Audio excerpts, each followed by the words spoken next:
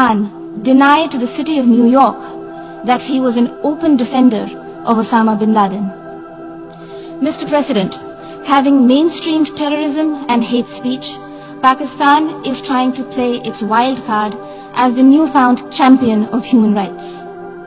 This is a country that has shrunk the size of its minority community from 23% in 1947. Mr. Narendra Modi is a life member of RSS. RSS was an organization that was inspired by Adolf Hitler and Mussolini, came about in 1925. They believed in racial purity. What is he going to do when he lifts the curfew? Does he think the people of Kashmir will quietly accept the status quo because India has changed the constitution and taken away the special status and they'll accept that? Mr. President, 100,000 Kashmiris have died in the past 30 years because they were denied the right given by the United Nations, the right for self-determination. 100,000 have died and 11,000 women have been raped. There are two United Nations human rights reports on this. The world hasn't done anything because India has a huge market, 1.2 billion people. Sadly, the material prevails over the human. But this has serious consequences. Again, I repeat, that's why I'm here. Look, what is going to happen when the curfew is lifted will be a bloodbath. The people will come out. There are 900,000 troops there. They haven't come to, as Narendra Modi says, he's done this for prosperity of Kashmir. This is supposed to be for the development. These 900,000 troops, what are they going to do when they come out? There'll be a bloodbath. Has he thought it through what happens then? Mr. President, has anyone thought that what happens when there is a bloodbath? What do you think the impact will have on people of Kashmir? What do you think they will think? The way they have been boxed in their houses, treated like worse than animals, no rights. Thousands of all their political leadership has been arrested, taken out of Kashmir. Even those Kashmiri leaders who were pro-India have been taken out. 13,000 boys have been picked up and taken to God knows which destinations. So what do they think? What will the people of Kashmir do when they lift the curfew? They will be out in the streets. And what will these soldiers do? They will shoot them. They've already used pellet guns, blinded young boys. In the last 6 years, the 5 years, the oppression that has gone on in Kashmir. And so, Kashmiris will be further radicalized.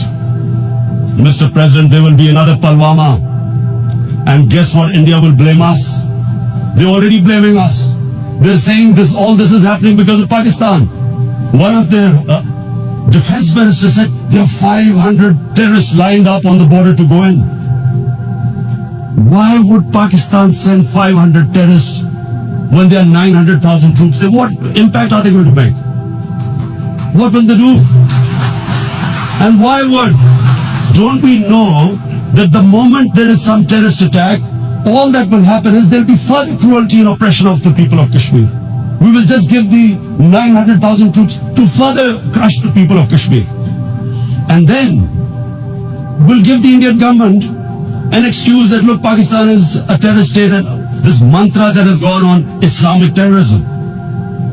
The moment you use this catchword, Islamic terrorism, the whole world turns away. No one talks about human rights. You can do whatever you want, which is what has happened in Kashmir, because they keep using this word, Islamic terrorism. And this is what they're doing right now. What do we benefit from further increasing the cruelty on the people of Kashmir? And why would we want this? But there is no other narrative left for India. As when they lift the curfew, whatever happens, Pakistan will be blamed, and there is always a danger of another Pulwama. They might come and bomb us again, and then another cycle might start. And what does Narendra Modi think? that 180 million Muslims of India are thinking right now? Aren't they watching these Kashmiris stuck inside for 55 days they've been stuck in? Aren't they watching? What do you think? Don't you think that the Muslims will be radicalized in India? And I'm talking about 180 million people. And when they get radicalized, there will be some incident in India somewhere down the line. Again, we will be blamed. And I'm warning you right now, again we will be blamed. And Mr. President, what about 1.3 billion Muslims who are watching this? And they know that it is only happening in Kashmir because they're Kashmiri Muslims. This is not happening to Kashmiri Hindus. They know that this is happening because of their religion. So what do you think they will be thinking?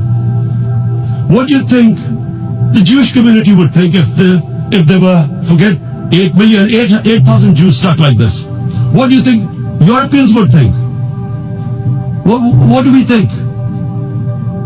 I mean, any human community, if their members are stuck like that, what do you think they will think?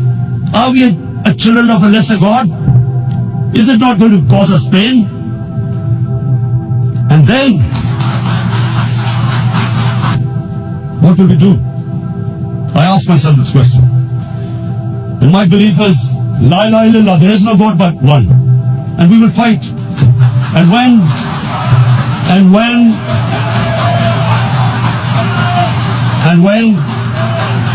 when a nuclear armed country fights to the end, it will have consequences far beyond the borders. It will have consequences for the world, which is why I repeat I'm here. Because I'm warning you, it's not a threat.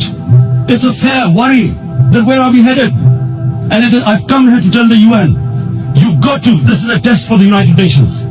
You are the one who guaranteed the people of Kashmir the right of self-determination. They are suffering because of that. And this is the time.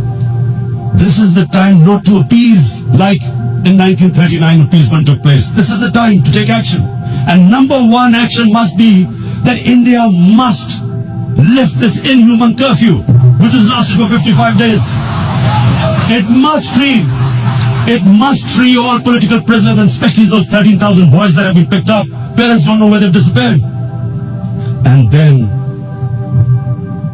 the world community must give the people of Kashmir the right of self-determination. Thank you.